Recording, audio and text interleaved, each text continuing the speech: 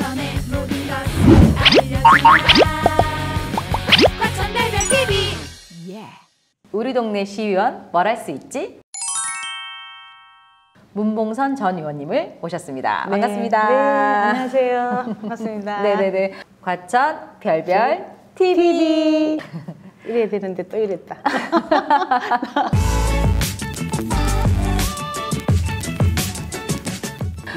이렇게 예쁜 컬러를 입고 오셨어요. 별별이 굉장히 보라색을 좋아하는데 예쁜 보라색 입고 오셨네요.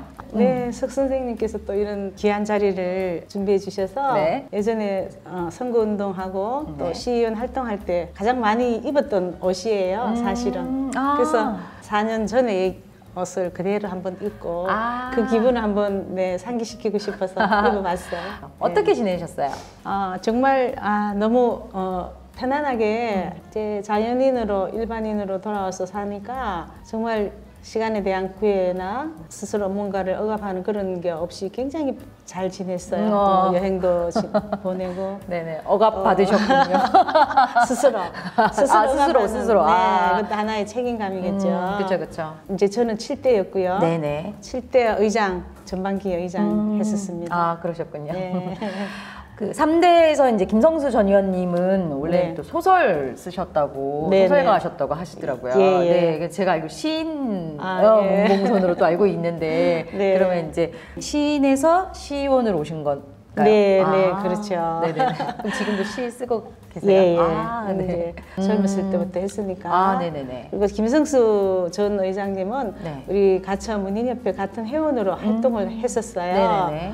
같이 활동을 하는데 어느 순간 시의회로 가셨다 소리 듣고 굉장히 우리가 네. 놀랐거든요. 근데 또 제가 시의회로 가게 될지 참 아이러니했어요. 재밌었어요. 와, 가천 문인협회 되게 궁금하네요.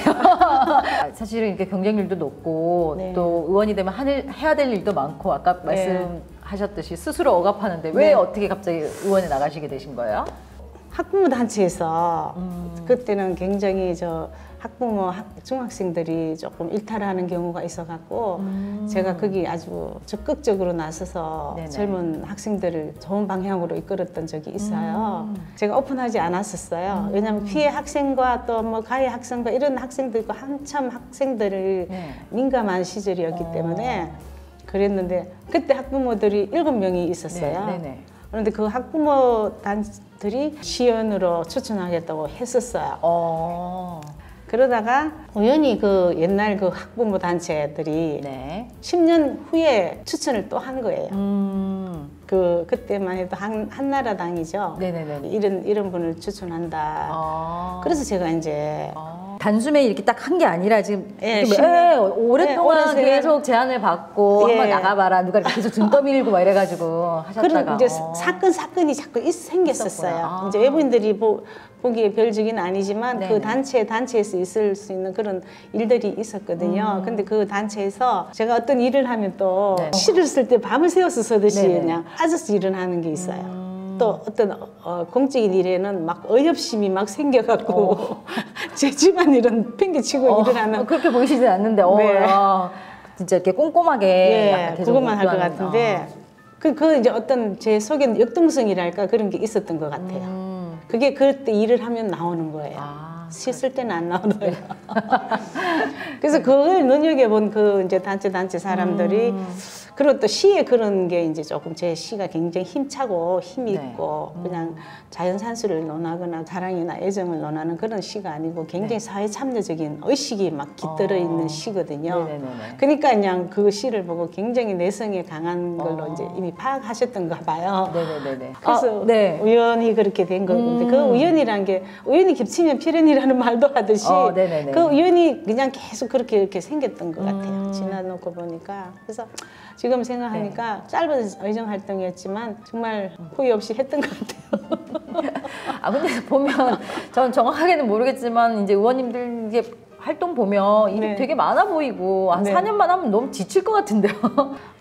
여기 미래부하고 코롱 사업하고 그리스 호텔 상가 영종요리에 관련해서 그거는 이제 뭐 의원과 제가 우리 회기가 끝나면 새롭게 이걸 개정을 하고 새로 하더라도 차라리 시간을 더 끌어서라도 이렇게 지금 현재 이 용적률로 가면 안 되니까 그 시간을 끄는 역할로 하기 위해서라도 이거를 우리는 여기서 용적률을 줄여놓고 나가야 된다. 그래서 그 두 의원, 저하고 의원이 둘이서 아주 마음으로 그 용적률을 많이 줄여놓고 나왔었어요. 아주 획기적 1300%, 이건 나가도 될지 모르겠는데 1300%로 상가 지역에 우정병원을 잘 문제 해결을 위해서 줬는 것이 엉뚱한 사람이 이제 이익을 취할 수 있는 상황이 돼버린 거예요.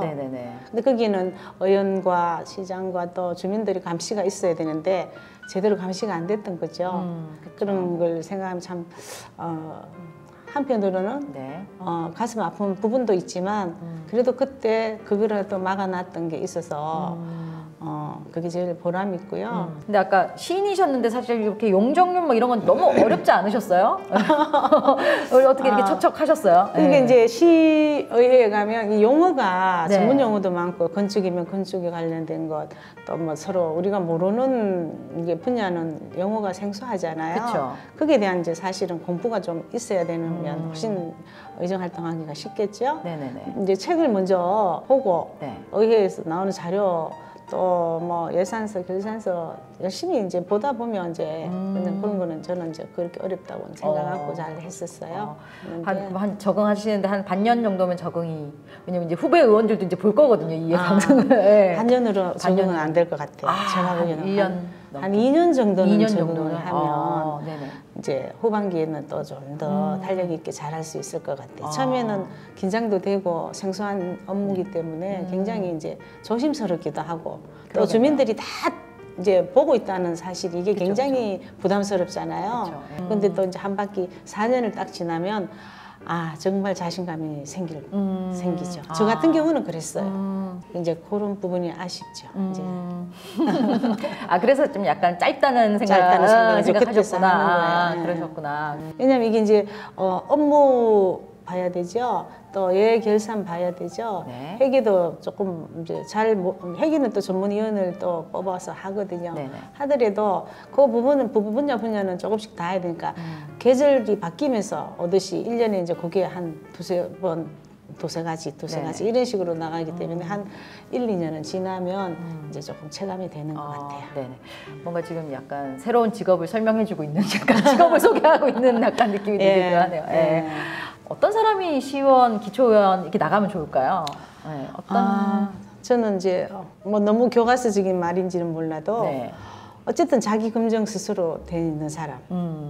표 하나 얻으려고 표가리하고 이렇게 단체를 들러거리고 이런 것보다 자기 자신과의 약속, 자기 책임감, 성실성이 굉장히 중요하다고 봐요. 특히 시의원을 하고자 하시면 그런 준비 없이 오면 그냥 4년 우왕좌왕 하다가 지나가는 수도 있어요. 잘못하면. 그렇죠. 약간 어쨌든 거대 정당 안에 있으니까 뭐 우르르 그러다가 당적으로 일하다가 그게 이제 굉장히 피해가 되는데 자기 스스로 이제 준비해서 나오는 거는 기본이고 열정이겠죠. 그 열정은 가천의 자기 지역에 대한 애정이나 사랑이 아주 중요해요. 가천은 크게 넓지도 않고 전국적으로 볼 때 아주 작은 도시거든요.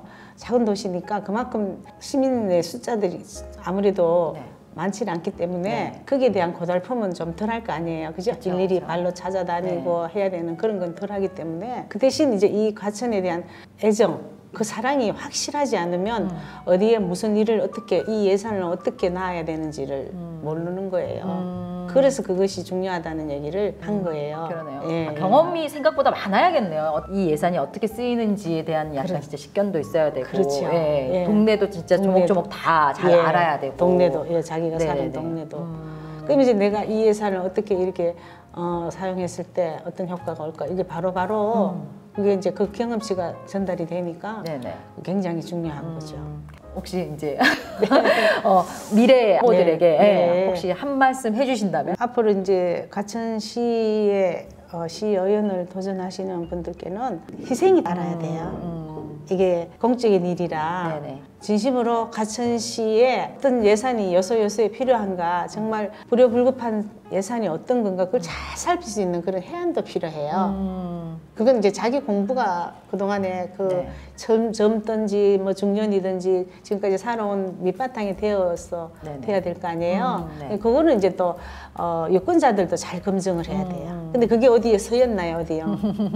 모범 답안지로 검증 시스템이 공천제나 이렇게 물론 가긴 하겠지만 거기에도 또 허점이 있거든요. 네. 아이디어가 갑자기 떠올랐어요. 그래서 나중에 이제 후보자들 이제 직접 만나면 이렇게 진짜 예산을 어떻게 쓰려고 하는지 뭐 이런 약간 모의 테스트 뭐 그런 거 한번 해봐야겠다는 생각이 좀 들었어요. 말씀대로 시의회가 예산을 감시하고 집행하기도 하고 하다 보니까 되게 중요한 오늘 얘기해 주신 것 같아요.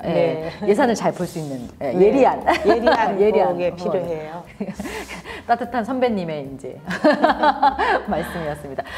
의원에 도전하시는 분들이 물론 본인이 이제 자기의 역량으로 열심히 홍보도 하겠지만 홍보 수단이 좀 전무한 편이잖아요. 근데 이렇게 유튜브로 홍보를 해주시는 자체가 굉장히 좋은 취지인 것 같아요. 왜냐면 유권자들도 그걸 보고 내가 어떤 후보다라는 게 조금 이렇게 미리 상식을 가지고 투표를 할 수 있기 때문에 좋은 취지를 응원해 드리고 싶고요. 가참 별별 TV 많은 관심 부탁드립니다. 네, 감사합니다.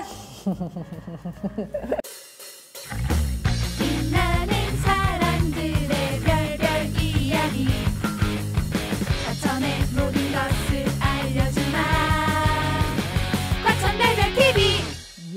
근데 나 이거 인터뷰하는 게 너무 어색해. 어색해요?